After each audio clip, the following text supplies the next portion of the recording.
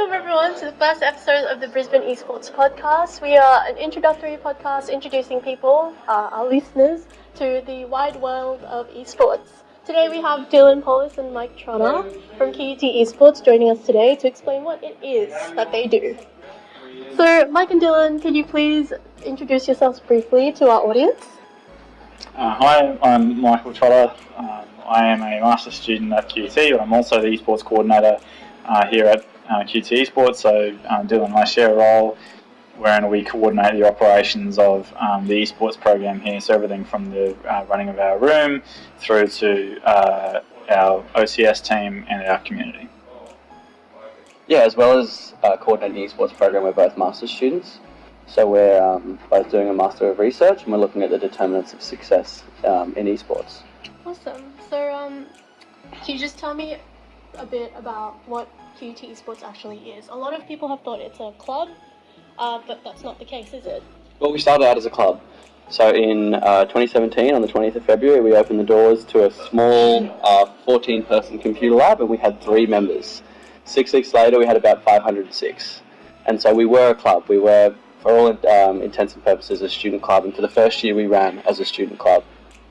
Coming to the end of 2017, Mike and I submitted a proposal to the registrar, and we were like, we really want to mirror what's happening in the United States. We want to turn this into a varsity level program that is supported by the university to create pathways for both competitive esports players and people wanting to get into the profession of esports. And the registrar decided to support our proposal, and in 2018 Mike and I were brought on in a formal capacity to take the program from a club into a program and to build the space we're sitting in right now. Do you have anything to add to that, Mike? Not really. I think Dylan covered it really well. Awesome. So roughly how long did it take to build the space we're in right now? Well, I suppose it really depends on where you want to start measuring it from. We started designing the plans for this room back in March of this year, where we sat down with kind of a sketch pad and looked at what did we want out of the space, what utility did we want.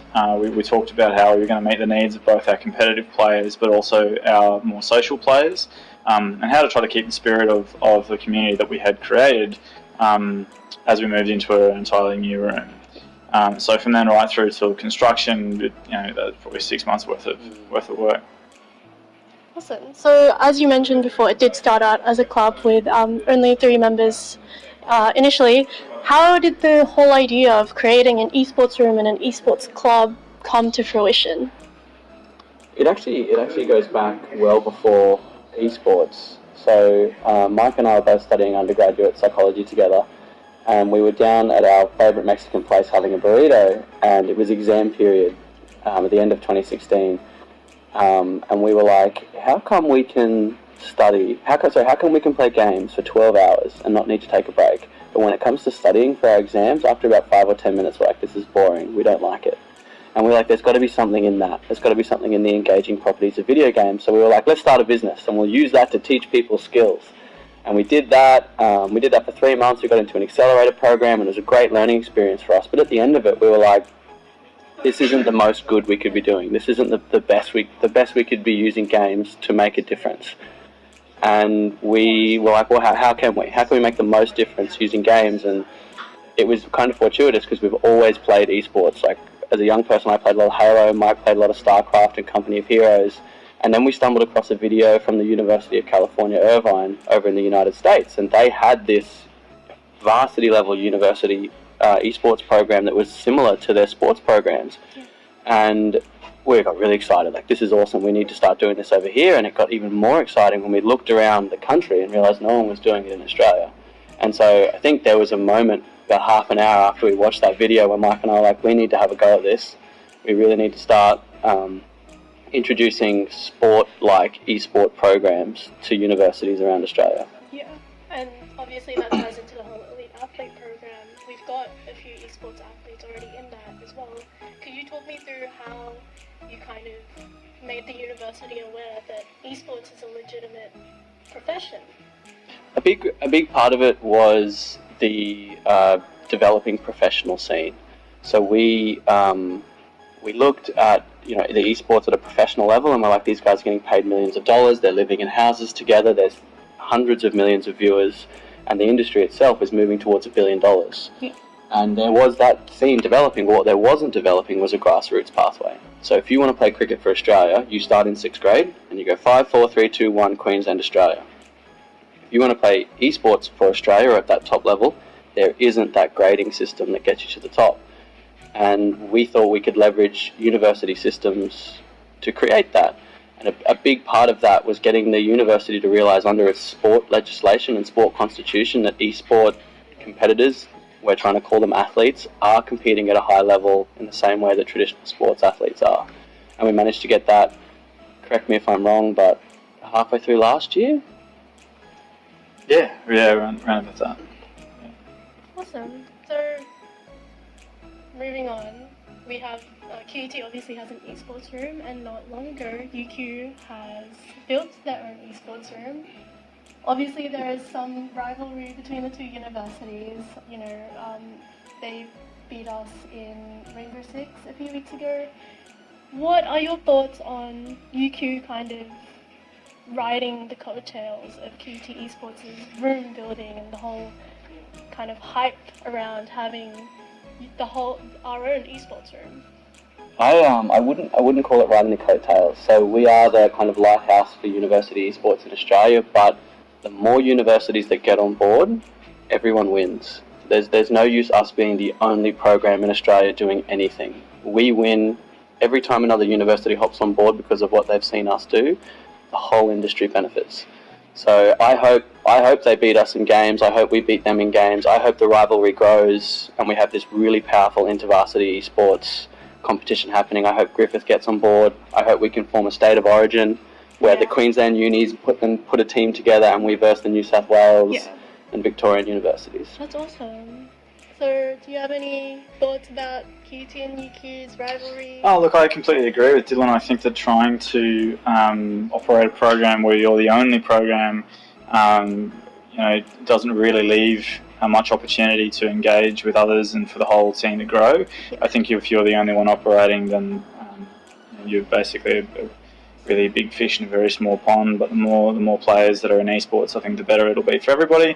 We really welcome the challenge that UQ is putting forward in the creation of their own space, and they're attacking esports in a different method from what we are here at QT. Sorry. But I think that's brilliant, and there'll be lots of things I'm sure that we'll learn from them. They'll attack things in a different way from what we have, so and therefore we'll see new opportunities to adapt our program to better meet the needs that they identify. Yeah. So awesome. So both of you have spoken at a few conferences. I think the first one you spoke at last year was the Real World Futures, if I remember correctly. Obviously, with the growth of the room and the program, you've spoken out a lot more.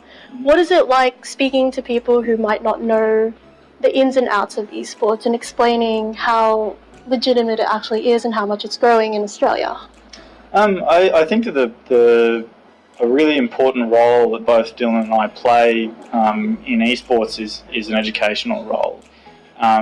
Esports traditionally is viewed on social media, through Twitch, through YouTube, through channels in which aren't regularly accessed by maybe older members of the community, people who are outside of the esports world. And so what that means is that the growth of the industry isn't something that is apparent to a lot of these people. So speaking at events such as the Real World Futures, speaking at various conferences that are not directly esports related, we usually get a response of surprise. People usually aren't expecting the global viewership numbers that are out there, or the prize money that's being earned at the very top level. So it's good to kind of be able to show people that video gaming is no longer something that's just done in a bedroom in your mum's basement. It really is an industry which is growing very, very rapidly, and there's lots of opportunity. And I think that the reaction we usually get is initially a bit of skepticism around, is this real? Is this actually happening? And then by the end, it's usually, wow, this is exciting. I wonder how I can get involved. Yeah. And we're quite excited by that, because hopefully that will mean that various different elements of other industries will seek to get on board and to start contributing into esports in their own way. Awesome. So, a few weeks ago, a massive esports event happened down in Melbourne, the Melbourne Esports Open. I'm sure both of you are very aware of that. Fairfax Media was actually a very big part in contributing to that event. What is your opinion on mainstream media making its way into esports and getting involved? Look, I think it's terrific. I think the mainstream media attention that we've seen esports get in the past has usually been things like 60 Minutes documentaries on how Fortnite is addicting my child, or those kind of media releases. And it kind of shows a side of esports and video gaming which is kind of based on fear. I think when we see groups like Fairfax Media getting behind the Melbourne Esports Open, I think what we're beginning to see is kind of a broader acceptance of esports at a more major level. I mean, if we look at companies like ESL is owned by MTG, which is actually a Swedish broadcasting company, which is exciting because it means that from a business perspective, irrespective of whether you call esports a sport or not, the fact is that traditional sporting organisations and broadcasters are starting to get behind esports, which I think is a good sign for the future. Yeah. So do you think that more Australian organisations and mainstream media will in fact invest into esports, such as the Adelaide Crows did with Legacy Esports Club, and same with Bombers? I think we're going to see investment in esports from the very top level right down to the grassroots level, both from kind of new brands and new companies wanting to get into sport and competition, all the way up to, like you said, the Essendon Bombers, Adelaide Crows. I think what we'll see most predominantly in the next 5 years is the development of that grassroots scene. So I think we're going to see a lot of Queensland clubs, like your local soccer club, your local rugby club, your local tennis club. I think we're going to see esports facilities starting to leverage off of those bodies and the existing infrastructure there, right up the way to, I reckon we'll see a Brisbane team get involved with an esports team soon, hopefully a Western Australian traditional sport organisation. Yeah. And it'll go one of two ways. It'll either the traditional sports companies that we have now will buy all of the esports slots in all of the leagues and they'll just operate as if it was a traditional sports club, or we'll see new organisations rise up, like Riot and the orgs like Direwolves and these kind of orgs, or we'll see a mixing of both. Yeah, awesome. So wrapping up real quick for this episode, would you guys have any, advice to tell people who want to start something like QUT Esports in their university or get involved in esports such as Fairfax Media? I suppose they're two very different groups of people you'd be talking to. I suppose talking to industry leaders like Fairfax is going to look fundamentally different from students who are trying to start an esports movement at the university. I think for any student who's looking to try to get esports started at a university level, I think that the key thing that needs to be taken into consideration is that every university is different. It's not as simple as taking the UCI model or the QT model or UQ model or however it is, whichever university that has an esports program, take their model and just cut and paste it into your own university environment. Every university is different. Every university has different numbers of campuses, different numbers of students, different number of student communities that are on campus. Yeah. I think that the real trick is to take inspiration from those who have done it before, whether it be in Australia or overseas, and consider how that might be adapted for your own unique environment. And really, universities in many cases are businesses just like any other, and really looking to implement esports in a way that is sustainable in the future, that isn't going to require continued drain on university resources, but in fact become an active part of a university culture and be able to contribute back to the university, I think is really, really important. As far as industry groups go, I don't think I am qualified enough to comment on that. I might leave that over to Dylan maybe. Just the only bit of advice I'd give industry groups is don't rush. Seek proper advice, come in slow, come in with a thought out plan. Don't don't hop on the bandwagon. Esports is amazing. I'm going to do some massive investment, risky investment. Yeah. Come in slow, seek proper advice, and have a long-term strategy to your investment in esports. Awesome. So thank you, Dylan and Mike, for coming on to our first episode of the Esports podcast. We hope to see you again soon. Thank you.